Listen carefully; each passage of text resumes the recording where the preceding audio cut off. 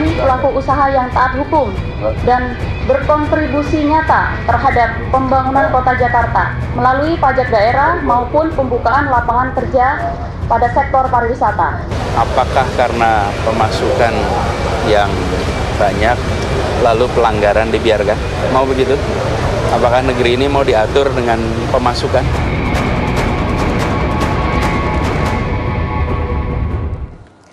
Anies buktikan janji, hajar Alexis. Satu kalimat atau satu kata, Mas Habib. Syukur alhamdulillah.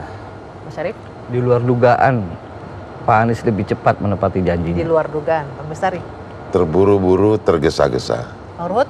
Emang enak jadi gubernur. Oke, itu pendapatnya yang mengenai penolakan surat izin usaha untuk Hotel Alexis dan juga Geria Pijat Alexis. Nanti kami akan berbincang lebih lanjut karena memang keputusan gubernur yang belum genap sebulan menjabat ini menuai banyak reaksi dari masyarakat. Di satu sisi banyak yang menilai keputusan Anies Baswedan menolak izin Geria Pijat dan juga Hotel Alexis ini hal yang luar biasa, hal yang bagus.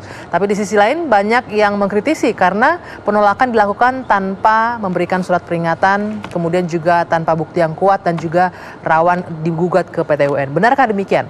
Ikuti selengkapnya. Dua Sisi bersama saya, Dwi Anggia.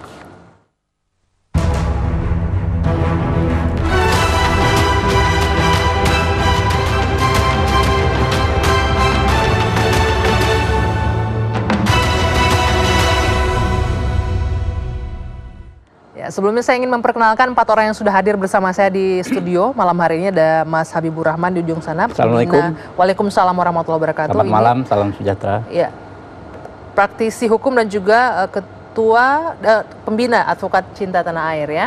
Kemudian ada Pak Syarif dari DPRD Jakarta, fraksi Gerindra. Selamat malam. Selamat malam, assalamualaikum. Waalaikumsalam, dan juga mantan tim sukses Anies Sandi ya. Di sebelah kanan saya ada Bang Bestari Barus, DPRD, fraksi Nasdem. Selamat malam. Assalamualaikum, selamat malam Jakarta. Waalaikumsalam. Bang Ruhut Sitompul, praktisi hukum. Selamat malam. Selamat malam, salam kecebong. Dan juga sudah bergabung bersama kami Bapak-bapak, ini ada Kepala Dinas Penanaman Modal dan juga PTSP atau Pelayanan Terpadu Satu Pintu, Pak Edi Junaidi akan bergabung bersama kita malam hari ini. Selamat malam Pak Edi. Selamat malam Mbak Anggi. Ya, Selamat malam Mbak Anggi. Ya, saya ke Pak Edi terlebih dahulu ya. Pak Edi, bisa dijelaskan dengan singkat apa kemudian yang mendasari penolakan diterbitkannya kembali izin untuk Alexis ini?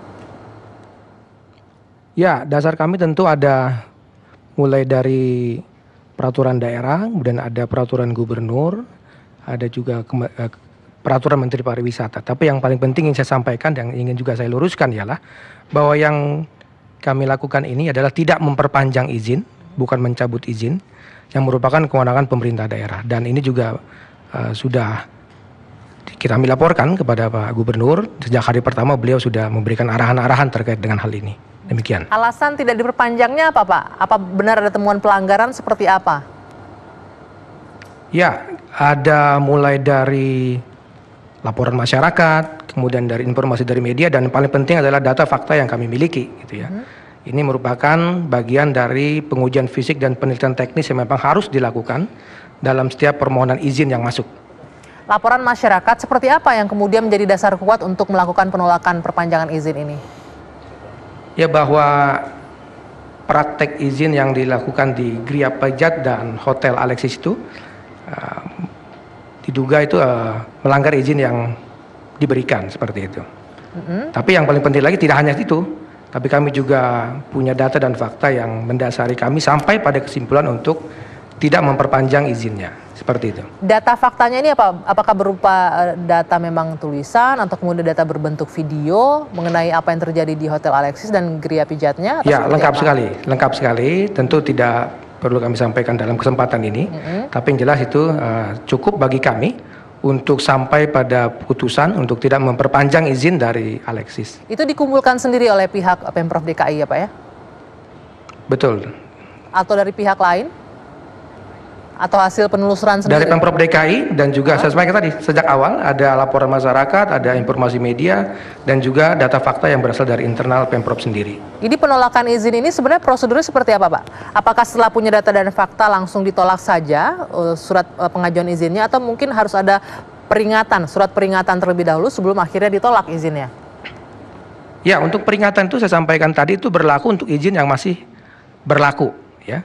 Ada pelanggaran, kita berikan peringatan 1, 2, dan seterusnya sampai 3, dan sampai akhirnya adalah pemutusan izin. Tapi untuk izin yang sudah habis masa berlakunya tidak perlu ada peringatan 1, 2, 3, otomatis itu tidak diperpanjang apabila memang kita menilai tidak layak untuk diperpanjang. Artinya untuk Alexis ini memang hanya dengan argumentasi yang kuat, bukti-bukti ini kemudian tidak diputuskan tidak diperpanjang. Jadi tidak perlu ada surat teguran dan lain-lain. Tidak perlu karena ini sifatnya saya sampaikan tadi. Sebentar Pak Edi, di sini juga ada narasumber saya yang mungkin bisa berkomentar, Bang Bestari Barusdiri. Tidak perlu ada surat peringatan loh untuk menolak, ya, bukan mencabut izin ini, menolak perpanjangan izin. Ya, pertama begini, selamat malam Pak Edi. Saya memperhatikan apa yang tertuang di dalam surat yang diterbitkan oleh PTSP. Yang saya dalami adalah poin terakhir, belum dapat diproses. Ya, kalau belum dapat diproses tuh kayak bikin KTP, kalau belum dapat diproses mungkin yang namanya kakaknya belum ada. Jadi nggak bisa dijadikan data. Kemudian pengantar RW belum ada. Nah, itulah yang boleh dikategorikan sebagai belum dapat diproses. Tidak tegas kemudian menyatakan atas hal 1, 2, 3, 4, maka dengan ini izin tidak lagi diberikan. Seharusnya tegas seperti itu. Namun saya menyarankan tentunya sebagai warga masyarakat Jakarta, kalau kegiatan-kegiatan seperti ini kemudian tanpa ada pemberitahuan awal terkait atau pembinaan, katakan. Gubernur ini kan pembina dari semua kepentingan yang ada di Jakarta. Maka harus bertindak adil, jangan tergesa-gesa dan ojok ke susu gitu. Poinnya ini tergesa-gesa. Ya, ini terlalu tergesa-gesa sehingga pengelola mungkin bisa saja abai terhadap hal-hal yang disyaratkan. Namun sebagai pembina, tentu dinas terkait dalam hal ini mungkin Dinas Pariwisata sendiri pernah mengatakan bahwa mereka tidak menemukan apapun yang melanggar di sana. Oke, sebentar sambil sana. Boleh ditanggapi Pak Edi? Tergesa-gesa dan kemudian Dinas Pariwisata menemukan tidak ada pelanggaran. Tentu itu adalah pendapat ya. Pendapat dari Bang Bestari, kami sangat menghargai pendapat Bang Bestari. Namun demikian, keputusan yang kami ambil itu memang sudah berdasarkan analisa, saya sampaikan tadi, fakta data yang kami miliki. Jadi memang sudah sampai pada keputusan final. Dan juga memang sudah merespon surat dari manajemen Alexis pada tanggal 26 Oktober yang meminta untuk kita segera memberikan kepastian terhadap status permohonan izinnya. Seperti itu. Kemudian saya ingin tambahkan, terkait dengan surat ini sebenarnya sudah clear karena keesokan harinya di tanggal 31 kemarin sudah ada pers conference dari manajemen Alexis yang prinsipnya menerima dan mengajak audiensi juga. Surat dari Pemprov. Bagaimana Pemprov menanggapi dalam itu? waktu dekat mungkin. Akan menerima untuk audiensi tentunya juga? kami menunggu surat resmi dari Asosiasi Pengusaha Hiburan.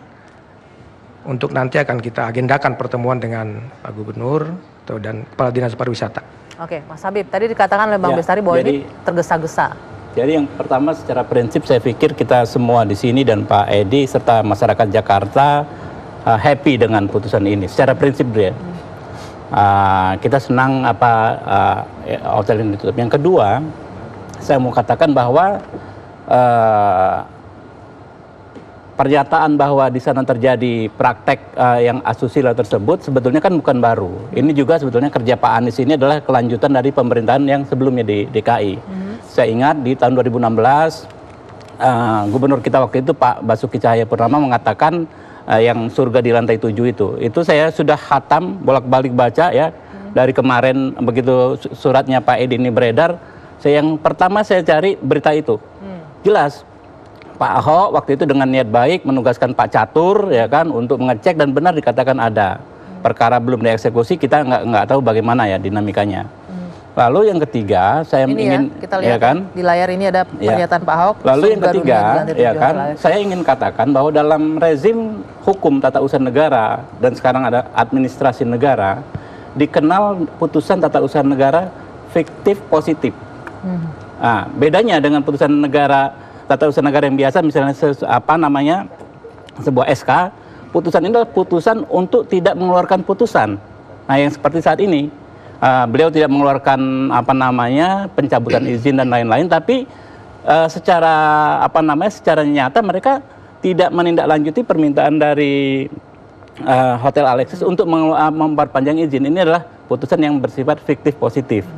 Dalam hal putusan yang bersifat fiktif positif ini, ya kan, memang tidak ada mekanisme warning, tidak ada mekanisme peringatan, tapi yang bersangkutan ketika bisa merasa dirugikan, seperti kata senior saya Bang Ruhut tadi sebelum live dikatakan bisa mengajukan ke Pengadilan Tata Usaha Negara, memprotes. Nanti disitulah kita bicara soal pembuktian. Nah, satu hal lagi Pak, saya menanggapi abang saya tadi, Bang Bestari, bahwa ini terburu-buru.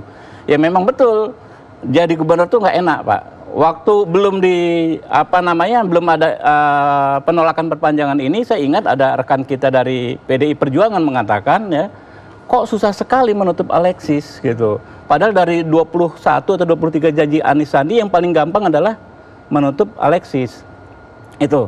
Jadi kita lambat, baru hitungan hari kita juga kalau jadi gubernur ya, dipermasalahkan cepat pun memang gitu. Ya, tapi saya sepakat memang harus cermat. Nah, dalam hal ini ya ini putusan yang fiktif positif, dan ketika nanti dipersoalkan, saya yakin teman-teman di Pemprov DKI sudah punya segudang bukti, karena ini kelanjutan dari kerjanya Pak Basuki Cahayapurnama. Baru nanti dikatakan bahwa ini sudah sesuai dengan prosedurnya, tidak perlu surat peringatan karena putusan ini adalah penolakan izin. Bagaimana untuk bisa diajukankah ke TUN? Nanti kita lanjutkan. Usai jeda, dua sisi kembali sesaat lagi.